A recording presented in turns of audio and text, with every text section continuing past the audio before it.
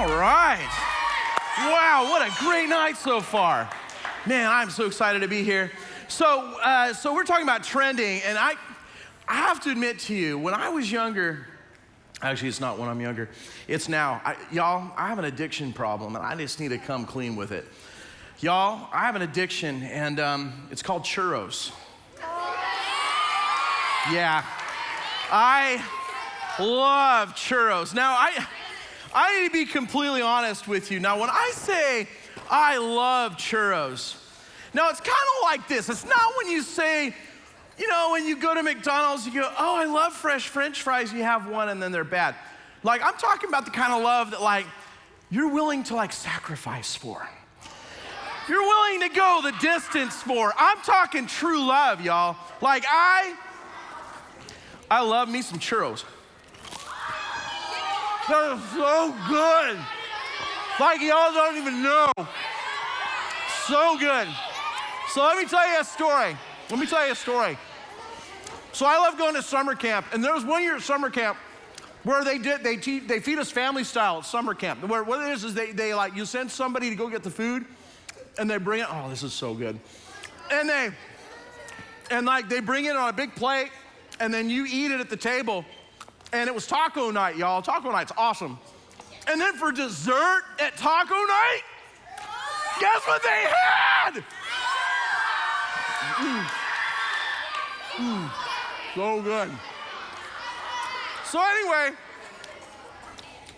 we're sitting at our table, and I look around the table, and I'm like, y'all, I love churros. Like, you don't even know, I love churros. And I'm like, okay, Pastor Colby, that's really nice. So, like, we look at them in the middle. I ate 2 churros, no problem, okay? And then we're like, I wonder if there's more. And so we sent a runner, man. It was like attaching the beaches at Normandy. We looked out to the left, and we waved him in. He runs in. He comes back. Big grin on his face. Little 6th grade dude. Big, thick glasses. Shaking as he holds it. He's so proud of himself. Big smile. Brings it, sets it on the table. You know what I had to do? I ate 2 more. I'm up to 4 churros, y'all. 4. That's a lot of churros. So good. So, listen up. So the other people in the cafeteria, they start whispering. They see what's going on. Pastor Colby really likes churros. Pastor Colby really likes churros. Hey, do we have any extra churros? Hey, does anybody have any extra churros? And so they start coming to my table. And I have to be a good guy, right? I have to be nice. So I eat a couple more. How many is a couple? I had a couple more after that. How many? And I might have had a couple after that. Y'all, 12 churros. That's my record. Now, if you're a dude, you're impressed by that. Like, if you're a dude, you're like, Pastor Colby, you're the man. And if you're a girl, you're like, ew. No? Do girls think it's cool too? Awesome. So, anyway, I ate 12 churros, and here's what happens. When you eat 12 churros, it creates this pregnant belly thing about right here. And I stopped walking normal, y'all. I was like a pregnant lady. I'm going, And I start making noises when I sit down. Ah! And here's the problem. Remember I told you it was taco night.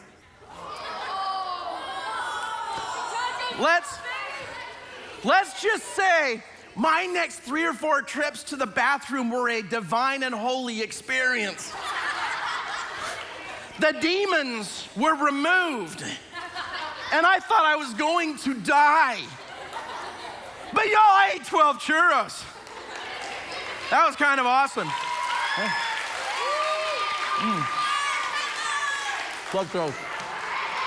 Okay, so if you're bold enough, if you came here tonight for the very first time, and you're willing to come up here with me for a second, can you come up here? This is like your first time here. You've never been here before. Both of y'all, come on out. Come on out.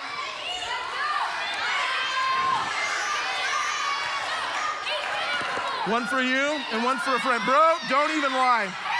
You've been here before, bro. Bro, don't lie.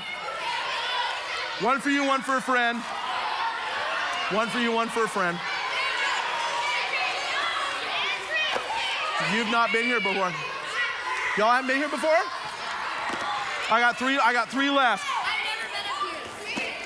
No, never been here in this room. Here you go, my man. I got one left. You're the next one to come. Sorry, I'm all out. I'm all out. Sorry, I'm all out. Sorry, boys. All right. So, a lot of anything can be a bad thing. Even churros, I learned that. A lot of anything can be a bad thing. And I really love churros. I won't lie. I had 12 of them. But wisdom is you have to know to do the right thing at the right time. See, here's the thing about wisdom. Wisdom is using information the best way at the best time that helps most. Wisdom is a really important word. When you're in middle school, you're going to do one of two things. You're either going to lose wisdom or you're going to gain it. You're either going to learn to do the right thing at the right time, the good way, or you're going to learn to do the right thing at the right time, the hard way. And that's what wisdom is. Let me tell you what wisdom isn't. This is one of the biggest things in middle school. You will be so tempted to think that wisdom is something else when you're in middle school. Wisdom isn't listening to who's closest to you. Just because they happen to sit closest to you by your locker or at your desk or in the locker room does not mean that they are the wisest person that you should listen to most. Wisdom isn't listening to who's loudest next to you. That's a big one. Just because someone has a loud or strong opinion doesn't mean they're always wise. Wisdom isn't listening to who is most confident next to me. By the way, this is the one that gets middle school kids in the most trouble. Because when you see somebody who looks like they have it together, we think that they know something you don't. Sometimes it's just that they have a really, really good way of carrying themselves with some swagger. It doesn't mean that they have it all figured out. Wisdom isn't listening to who I really, really want to like me. And if I'm super honest, when I was in middle school, that's the one I struggled with most. If there was someone I really wanted to like me, I would listen to them most, even if they gave really bad advice. See, wisdom isn't any of these things. Wisdom is doing the right thing at the right time with the right information. That's wisdom. And one of the things that we don't know sometimes is that we can actually ask God for wisdom. God actually wants to bring wisdom to you. Believe it or not, when we meet here together, we're trying to trust God for wisdom. So one of the things that we do is I'm giving you wisdom from God's word. I'm giving you wisdom from experience of learning a lot of things the hard way. Like eating 12 churros sounds impressive, but is a bad idea, okay? That's wisdom right there. It's a wisdom. But here's one of the things that I'm a little worried about right now in today's world. I'm worried that we don't have enough wisdom with some of the substances that people will put in their bodies. See, here's the thing about that kind of wisdom. Wisdom is making the right decision with the right information, but it's also having the right strategy. So I had a friend named Millie. When Millie was in 8th grade, she had somebody give her a pill at school. It was someone she trusted. It was someone she wanted to like her. So she took the pill. This pill, this little pill that she took, it made her really, really sick. It made her really, really out of control and dizzy, and it could have killed her. Because one of the things that gets tempting is some people will bring pills of all kinds of different variety and bring them to school because they're easy to bring in, and they're trying to impress people. So they're trying to get people to take pills. It's a bad, bad idea. Wisdom is to say no. unless you know what the medicine is and you know who's giving it to you, which is a trusted adult, a parent, a doctor, a nurse, trusted adult, okay? Let me tell you another story about a guy named Steve. When Steve was in 8th grade, Steve started smoking weed. When Steve was in 8th grade, he started smoking weed. It created a pathway for him that by the time Steve was in 10th grade, he was fully addicted to meth. He'd gotten in trouble with the law because it made him crazy when he was in 10th grade. He got in physical fights with his mother and his father. His mother and his father had to call the cops on him. And he went before the judge and they said, your life is out of control. You have two choices. You can either go to prison, Steve, or you can go to this clinic and get healthy and get clean. Steve actually is still fighting addiction today. And it started when he was in middle school because he didn't have wisdom about what he put in his body.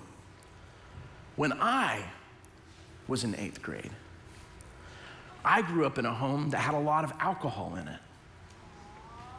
And I thought it would be really cool when my parents weren't home from school yet to start having a little bit of alcohol because it was there, because I'd seen people on TV and it seemed like a really good idea.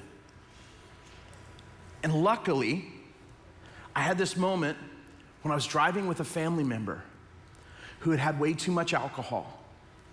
And I watched him swerve between the lines on the road. And I watched him almost hit the cars next to us.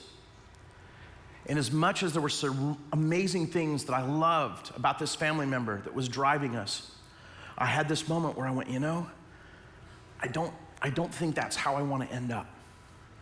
And so I had this moment that I didn't do that again until I became a lot older and had more wisdom to understand more about how alcohol works. And now we have another one. We have one that's sneaky. We have one that's you can try to keep secret, right? And that's vaping, right? Be real. Not without trying to get anybody in trouble. How many of you have seen or are pretty sure you've seen either someone vaping or have walked into a room right after someone has been vaping at your school? I'm gonna say that, at your school. It's a lot of hands. Yep. How many of you, maybe it's not at your school, but it's a kid and it's on the street or it's somewhere else? Somebody that shouldn't be doing it. Yeah. See, here's the thing that's scary about vaping. We're still finding out about what it does. I'm from California. People have been vaping there for like 7-8 years now. It's just now starting to really hit North Texas. But we don't know a lot about the devices. The devices are blowing up in people's hands and faces. Or here's the other one. A lot of boys think they're really sneaky. They put it in their front pocket. Gentlemen, that is a bad place for an explosion from a vaping device. Gentlemen, let me unpack that for a moment. Of all the places for an exploding device to happen, your front pocket is a bad, bad idea.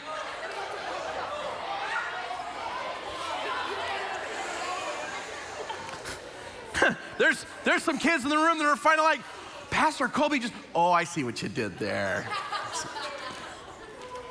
Love you, Pastor Colby. That was funny. That was good stuff right there. See, I'm gonna give you a big idea. This stuff is illegal for a reason. Right now, the current thing is we're finding out more about this. The stuff, these are pure chemicals people are putting into their bodies. We're learning that this is at least as dangerous to your body as smoking regular cigarettes. The only difference is that it's sneakier.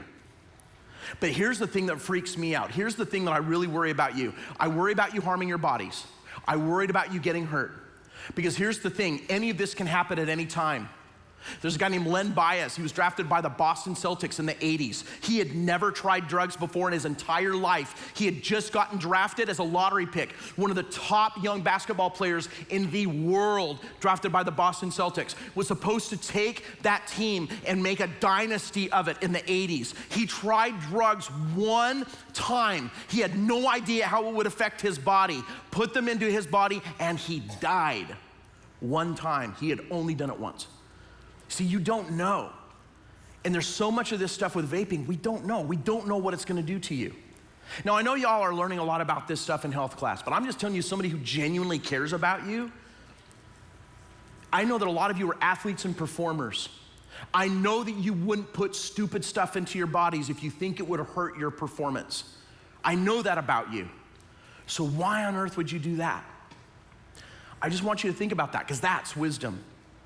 Wisdom is using information the best way at the best time that helps most. Wisdom is having a plan to know how to handle when those tough situations come.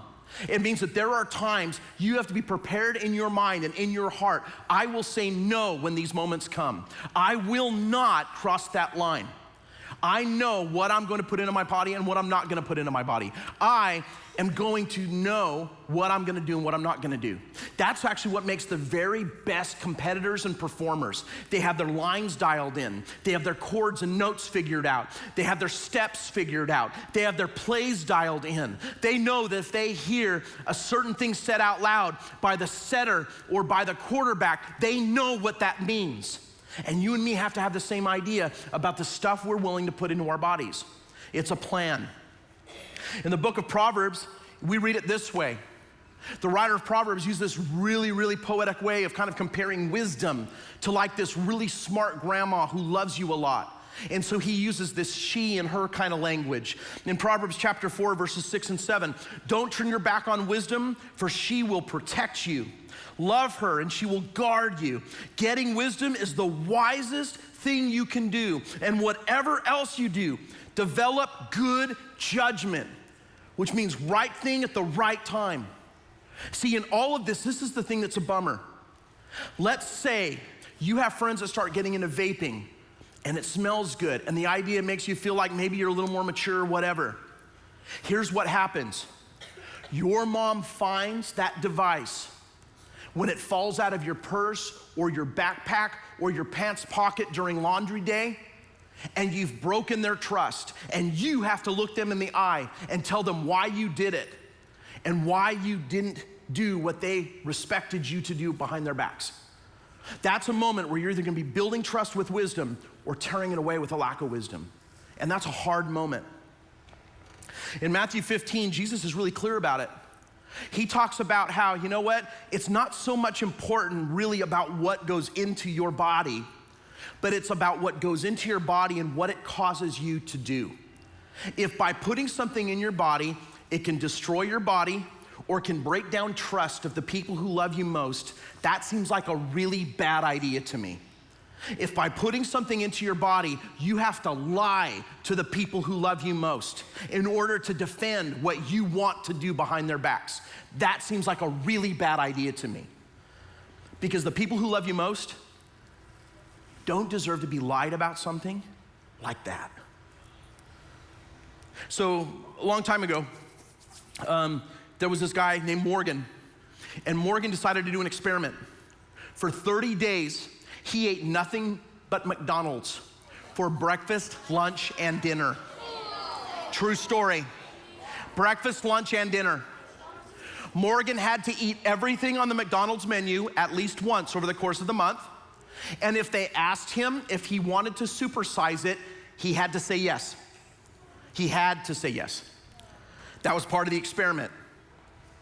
At the end of the month, toward the end of the month, Morgan had gained so much weight and caused so much damage to his body that doctors were pleading with him to stop. It took him over a year on an aggressive vegan diet to finally get healthy again. And that was what McDonald's did to his body too much. Imagine what some of this other stuff could do to you if you're not careful. So in James chapter 1, we're supposed to ask for wisdom. to know the right thing to do at the right time. And I got 3 quick things for you before I turn you loose. Because I want you to be wise about what you put into your body, because you matter. And your body is one of the greatest tools God will give you to be your best, to chase your dreams, to be the best huggable, lovable, friendly, exciting person that God made you to be. You need your body along the way. So here's number 1. I want you to ask God for wisdom. And for each of these, I have a little Bible verse reference that if you want to go back and look this up, I want to encourage you to do that. Ask God for wisdom. If you don't know what to do, ask God for wisdom. Go to someone who you know is trying to follow God, like a youth leader or a small group leader, and say, what do you think about this? Go to the Bible itself. Google it. What does the Bible say about? There's all kinds of ways you can do that, but ask God for wisdom. Number 2, choose what you want to say no to and what you don't need. Choose what you want to say no to and what you don't need. You make the choice. There's a line and you choose not to cross it. You choose, but you choose now. You don't choose in the moment, you choose now. Because if you choose now when you're in the moment, you've already made your choice. And number 3, and this is a big one. Oh my gosh, this is a big one. Invite wise people into the conversations for best preparation. Invite wise voices into the conversation for the best preparation. When I was an assistant coach, one of the things I used to do all the time with my players, when I was under a really great head coach, is I'd turn to players on the bench with me, and I wanted them to learn more about the game to get better so that they would be on the floor more and not on the bench. And I'd lean over and I'd say, what do you see? They started learning that question too. They would ask me, Pastor Colby, what do you see? Then they started even doing it with each other. What do you see? When the star players would come and sit on the bench, they'd lean over. What do you see? Because see, here's the thing. When you ask wisdom questions from wise people, you see things that you would otherwise miss. And that's what I want for you. Let's pray.